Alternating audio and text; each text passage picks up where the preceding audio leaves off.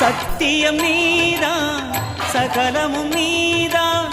நித்தியம் என்னில் நிலைப்பவன் நீதான் அருணாச்சலா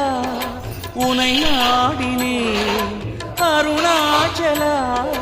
உனை நாடினேன் சிவலீலை செய்யாமல் சிறு ஏனையாட்கொள்ள சிறிதேனும் தயவோடு அருள்வாயப்பா சிறிதேனும் தயவோடு அருள்வாயப்பா